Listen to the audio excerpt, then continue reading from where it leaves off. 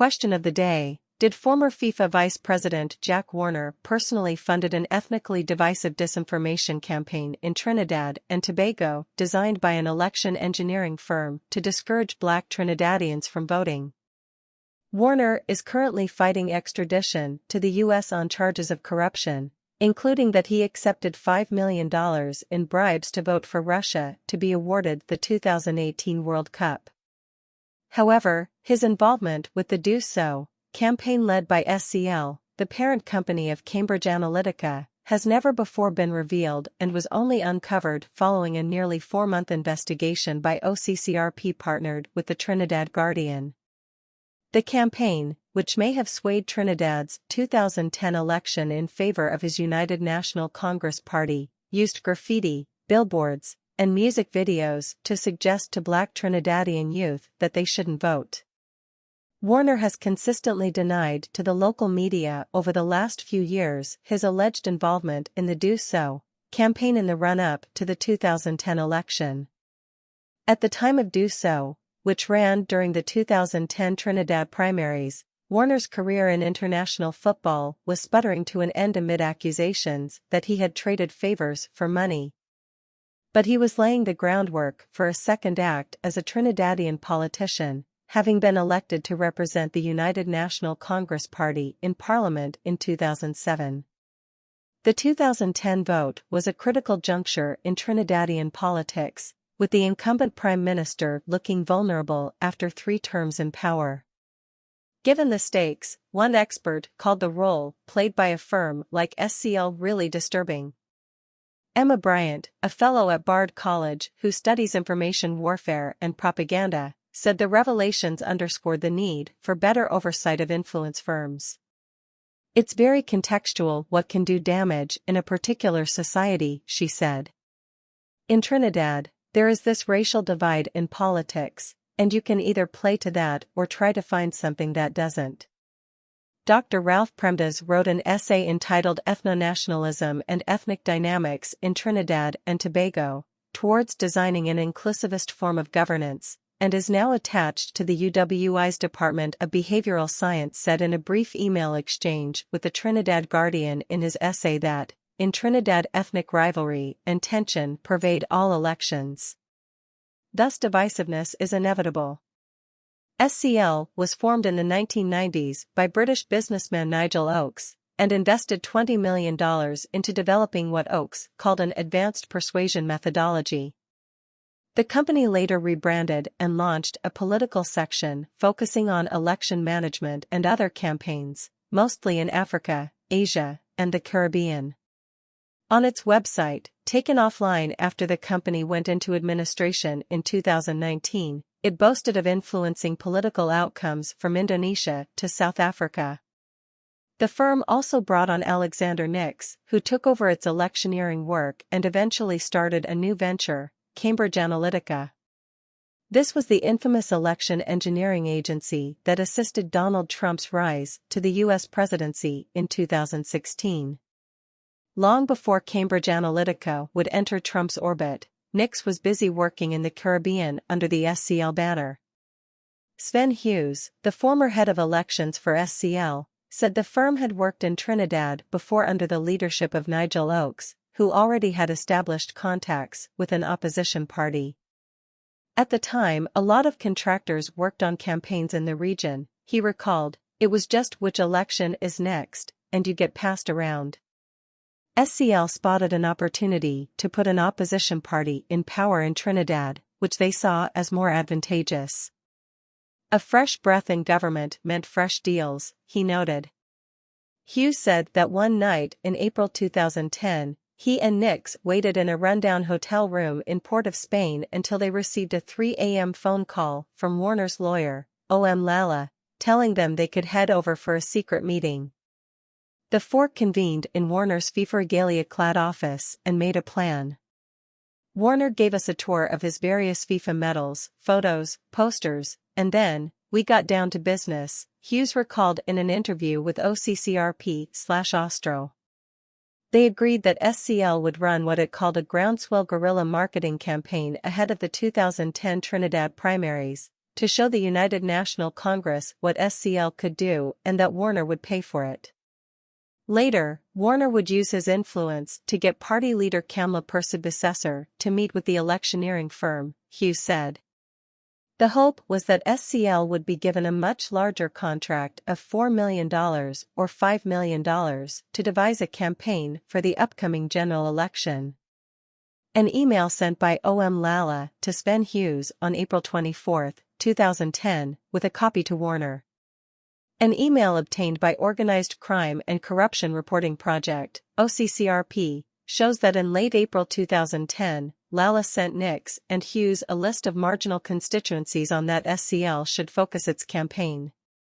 The following month, Lala told Hughes he could write to Warner's secretary to get the money for the campaign.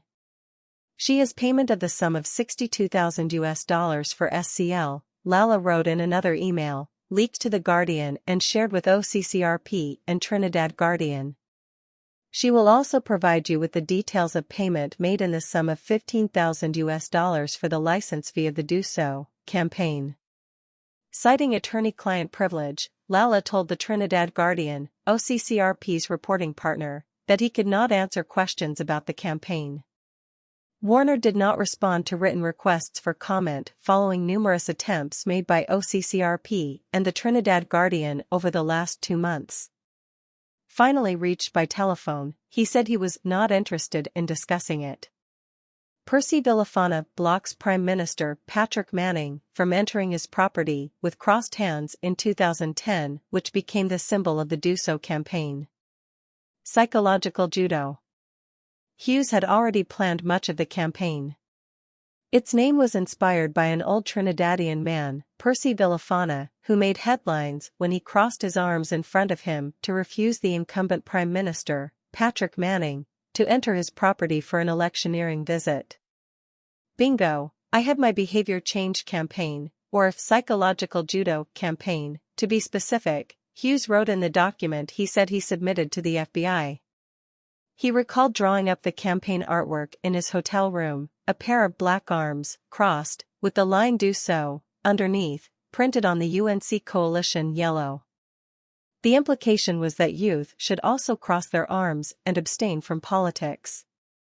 Do So message of apolitical defiance took off among Trinidadian youth, but it also became infamous after a 2019 Netflix documentary about Cambridge Analytica highlighted it as a key example of the firm's covert influence operations. Roughly half the population of Trinidad and Tobago is of African descent, while the other half is Indian.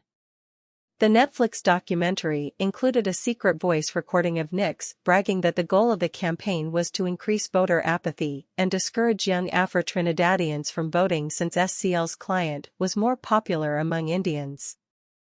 Nix explained the campaign's message like this: "Don't vote. It's a sign of resistance against, not the government, against politics. And voting. We knew that when it came to voting, all the Afro-Caribbean kids wouldn't vote, because they do so. But all the Indian kids would do what their parents told them to do, which is go out and vote." Hughes denied this to OCCRP, insisting that the campaign wasn't intended to target voters by race and that he had devised it without any involvement from Nix. "It was absolutely not some sort of divisional campaign," he said.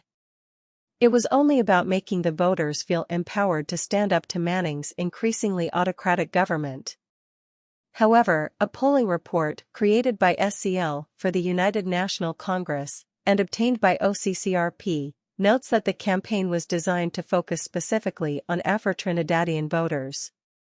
Bryant, the disinformation expert, said it was a little bit naive to think they weren't leveraging the different ethnic groups against each other. They were leveraging some things that essentially were designed to get at the youth, that would reinforce these kinds of divisive ethnic processes of decision-making in the elections, and they were basically trying to work with people who really didn't care about the youth of the country, and doing it in such a way that was clearly trying to stoke divisions, she added. Despite the seeming success of Do So, SCL never ended up landing the big assignment it was angling for. "Warner got us a meeting with Kamla, but Bertie blew it," Hughes recalled. Kamla clearly didn't like his long presentation style, with all those slides, and told him to hurry up. He took great offense at this, and carried on with his slides. Ultimately, he said, Nix got into a shouting match with the party boss and had to be escorted from the room. But the United National Party did win the 2010 parliamentary elections, becoming a leading partner in the People's Partnership Coalition. Attempts made by the Trinidad Guardian and OOCRP to question opposition leader Kamla Persad-Bucesar about the meeting she had with Alexander Nix, why they fell out, and whether she was aware of Warner's funding of the Do So campaign were futile. She did not respond to questions sent via email, text message, or WhatsApp, and several calls to her cell phone went unanswered over the last week. Attempts to contact her were also made through several UNC party members, but to no avail. Warner was appointed Public Works and Transport Minister and, later, Minister of National Security. CA Political, the Cambridge Analytica arm focused on political campaigning, boasted on its website of how it had influenced the 2010 elections in Trinidad and Tobago and gotten Persad-Bucesar elected as Prime Minister. Nonetheless, accusations of corruption eventually caught up with Warner, and FIFA suspended him in 2011 for allegedly organizing the payment of cash bribes to members of a Caribbean football association. Soon after that, he was forced to resign from both FIFA and CONCACAF, the influential Caribbean and North American football associations he led. In addition to the bribery allegations, Warner has been accused of failing to pay Trinidadian football players their bonus money, stealing funds for Haitian earthquake victims, allowing his son to sell black market World Cup tickets through a family travel agency, and building a $26 million CONCACAF facility on land he owned, essentially granting him ownership over it. In 2015, he was caught in one of the biggest bribery scandals in football history after the U.S. government alleged he had taken in millions of dollars worth of bribes from South African officials to fix the voting for the location of the 2010 World Cup. Later that year, he was banned from football for life. In 2018, Nix became the face of Cambridge Analytica's downfall when the UK's Channel 4 News revealed secret recordings of him selling the company's techniques, including entrapment and bribery, to prospective clients who were actually undercover reporters. In 2018, Stuart Young, who was then a minister in the Ministry of the Attorney General's office, had called on the UNC to state what services the company provided and who paid for these services. He said then, "It appears that the UNC used these entities in Trinidad and Tobago whilst in government, and they should now tell the public what they used Cambridge Analytica, SCL, or any of their associated companies for. What work did they do, what tactics did they employ for the UNC, and very importantly, who paid for their services." The question remains, did former FIFA Vice President Jack Warner personally funded an ethnically divisive disinformation campaign in Trinidad and Tobago designed by an election engineering firm to discourage black Trinidadians from voting?